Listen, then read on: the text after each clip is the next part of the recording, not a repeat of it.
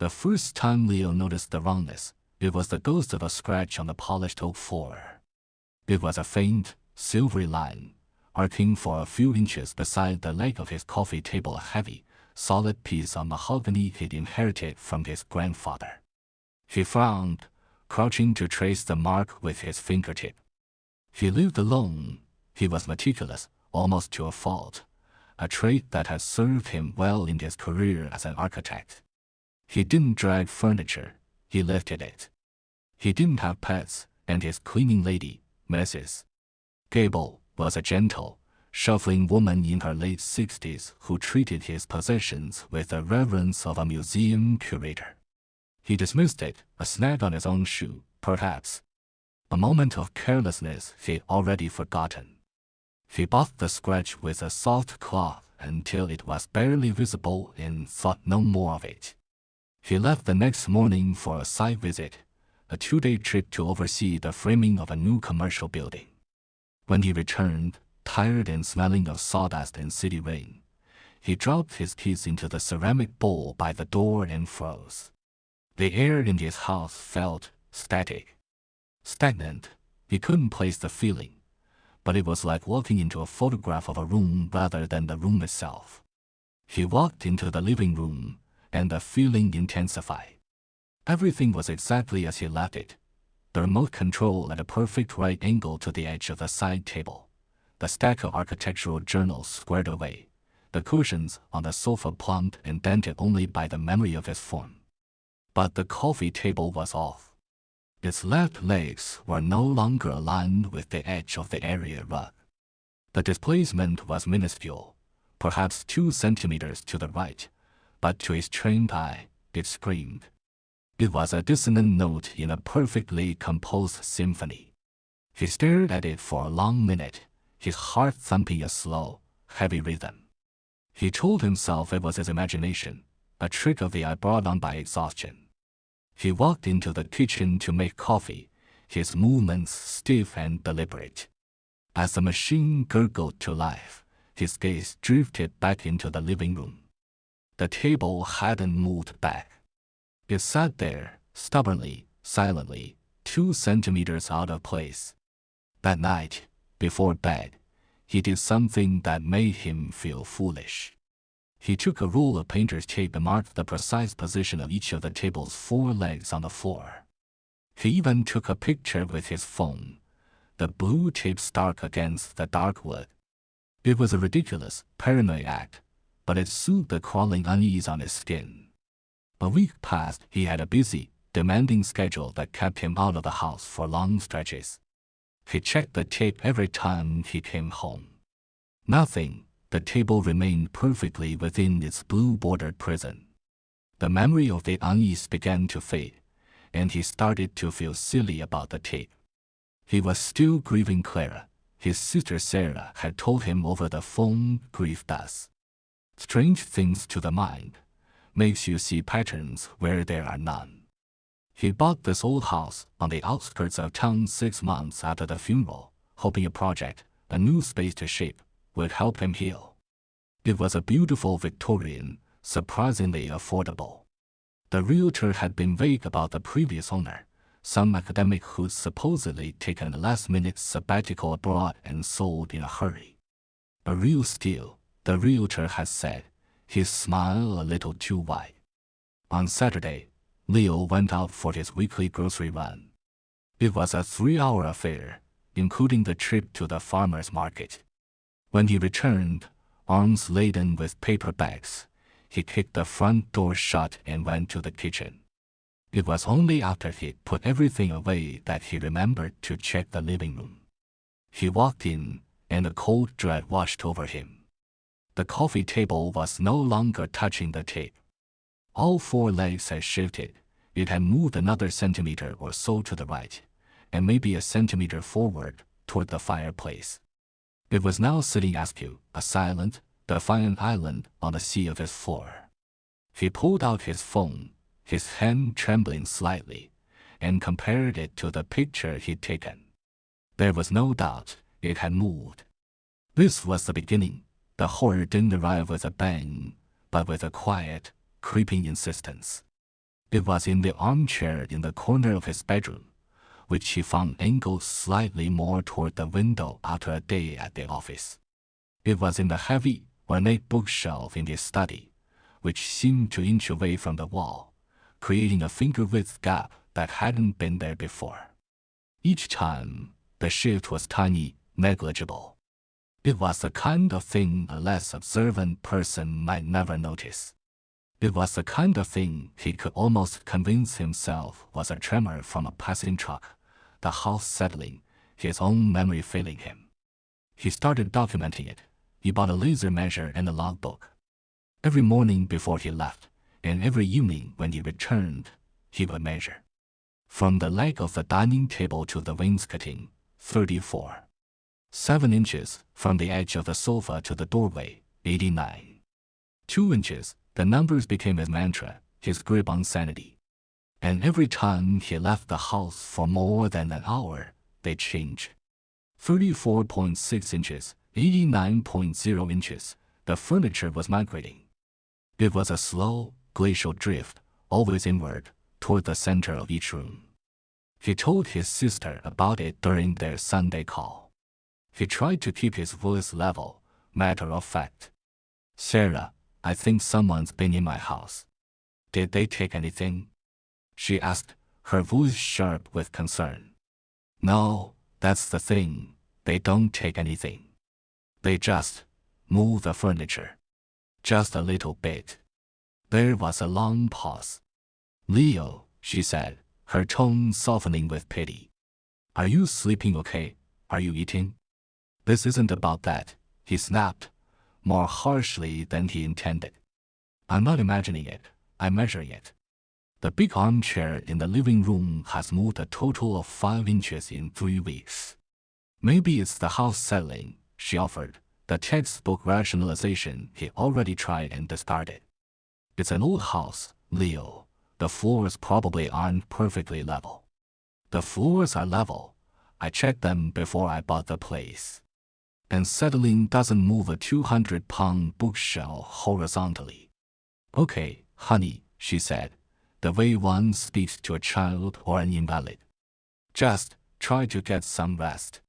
Maybe have a friend over. Don't be in that big house all alone so much." The conversation left him feeling more isolated than ever. He was the man whose furniture moved. He was the crazy architect living in the wake of his wife's death. Every logical explanation was a dead end. There were no signs of forced entry. Nothing was ever stolen. It was a prank of impossible subtlety and pointless execution. Or it was something else. He decided to catch the culprit. He bought a set of high-definition security cameras, small, discrete tubes he could connect to his phone. He placed one in the living room, disguised among the books on the mantelpiece. He put another in his study, and a third in the dining room. He felt a surge of triumphant certainty. The mystery would be solved. He would have proof. He would show Sarah. He would show the police. He would show himself that he wasn't going mad. He went to work the next day, his phone buzzing with a new kind of anticipation. He checked the live feed obsessively. The living room was still, a perfect tableau in grayscale. The study was empty. The dining room was silent. Nothing. He came home that evening, his logbook and laser measure in hand. He walked into the living room, and his stomach dropped. The coffee table had moved again.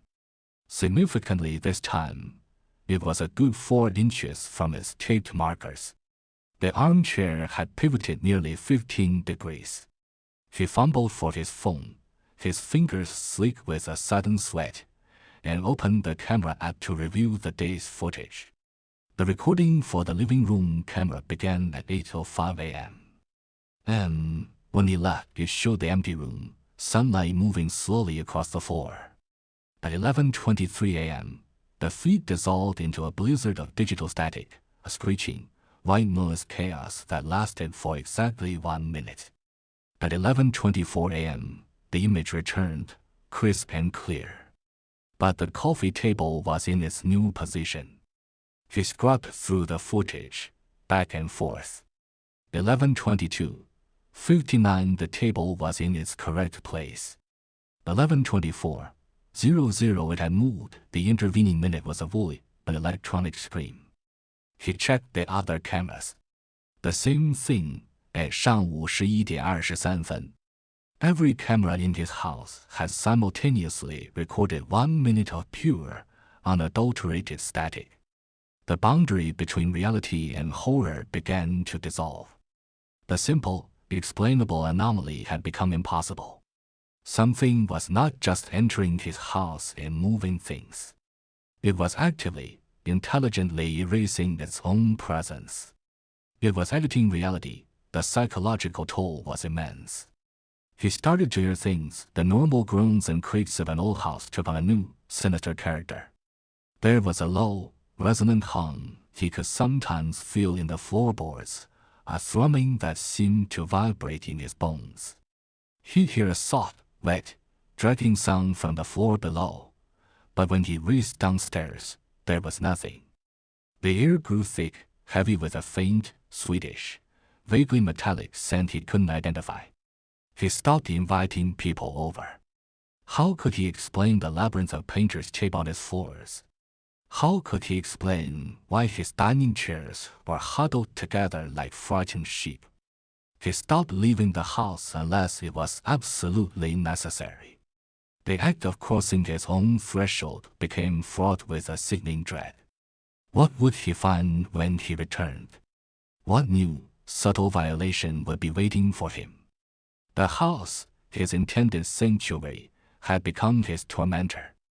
He felt like a specimen in a jar, observed by something unseen, experimented upon in ways he couldn't comprehend. The furniture's migration continued, accelerating. It was no longer a matter of centimeters. The sofa in the living room was now a full foot from the wall. The furniture in every room was contracting, pulling away from the periphery and clustering toward the center. It looked as if the rooms were trying to vomit out their contents. One night, he was jolted awake by a sound that was not a creak or a groan. It was a deep, guttural, stretching noise, like ancient timber being worked under immense pressure. It was followed by a sharp quack that seemed to come from the very bones of the house. He lay in bed, rigid, listening. He could hear a faint, abrasive whispering. It sounded like sand, or grit, being dragged across wood. It was coming from downstairs. Armed with a heavy fireplace poker, he crept out of his bedroom. The hallway felt narrower. The door frame seemed to press in on his shoulders as he passed through.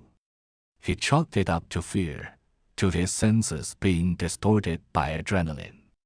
He reached the top of the stairs and peered down into the darkness. The whispering was louder here. It was the sound of his furniture. All of it, moving at once. He flicked on the light, and his breath hitched in his throat.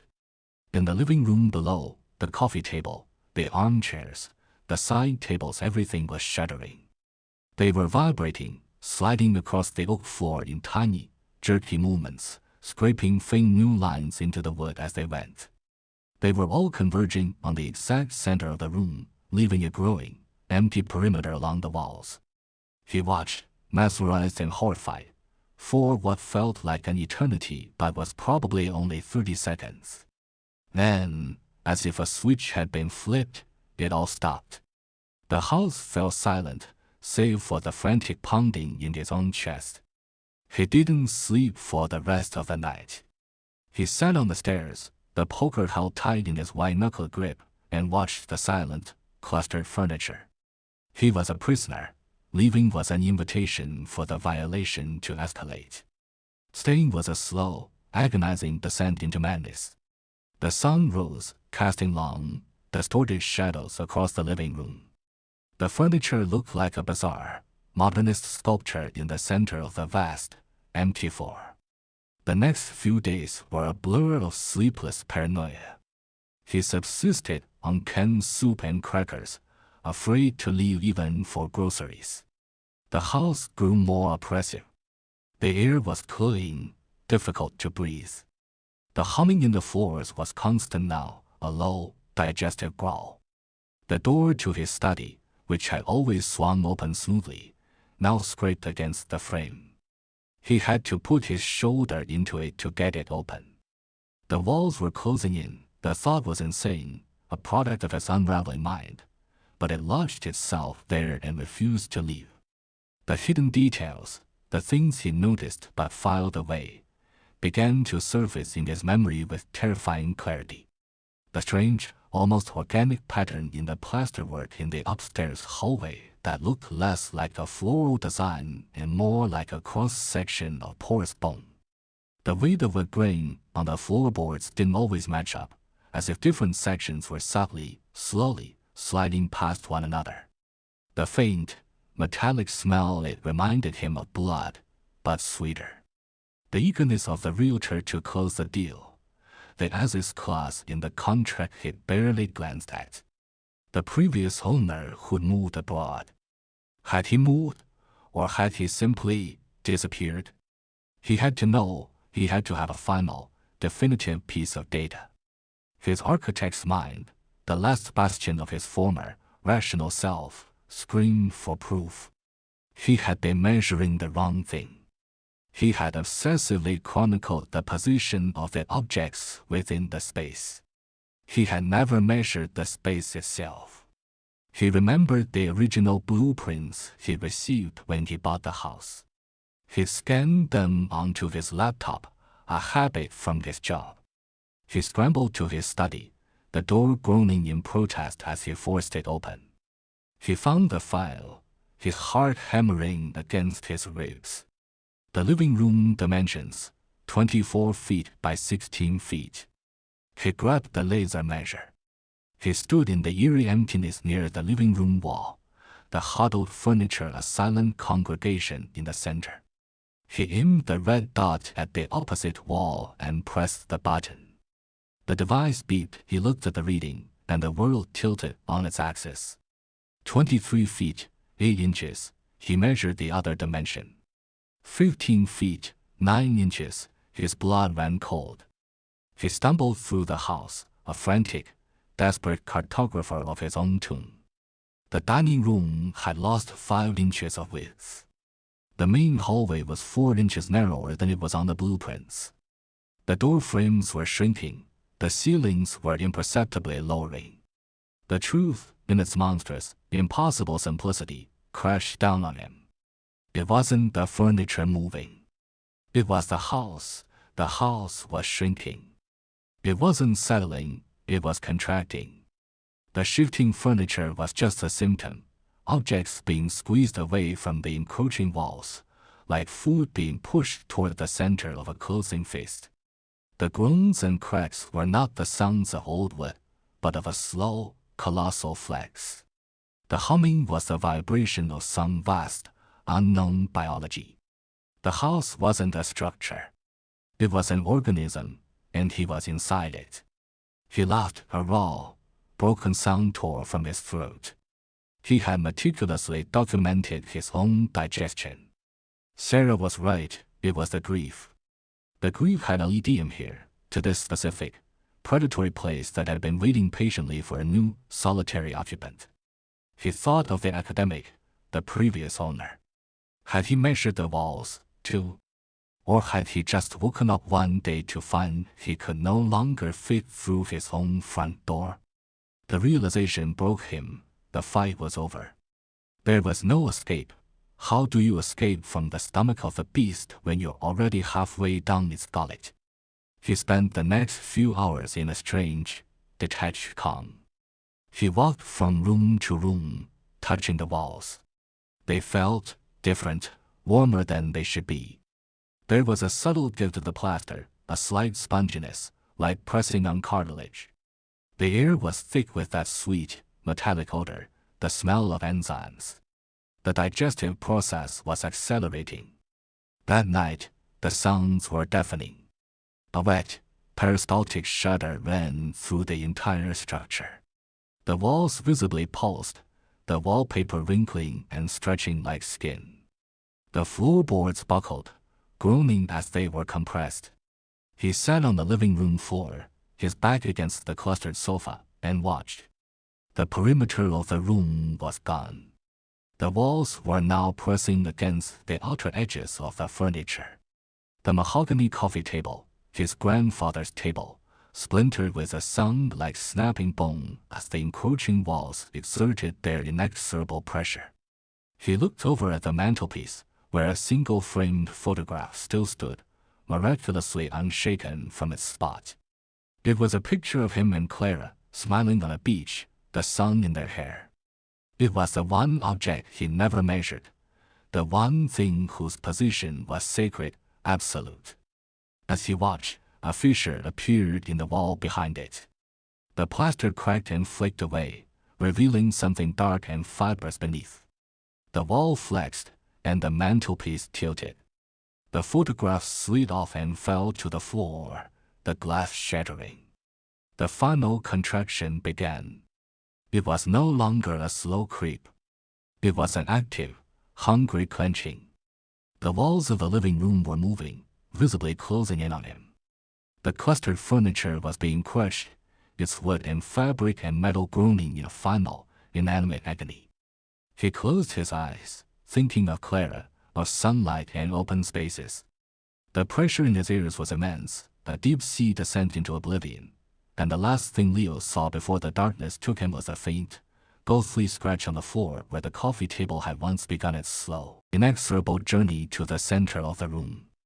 The house settled, its hunger sated. The process would take months, a slow, silent decomposition. From the outside, nothing looked amiss. It was just a handsome Victorian, quiet and still. Eventually, the strange, organic patterns in the plaster would smooth over. The warped floors would level out. The rooms, now infinitesimally smaller than they once were, would wait. They would wait for the market to turn, for a new realtor to list a surprisingly affordable property sold as is by an owner who had, for some reason, moved abroad quite suddenly. They would wait for someone new, someone lonely, to step across the threshold, looking for a sanctuary.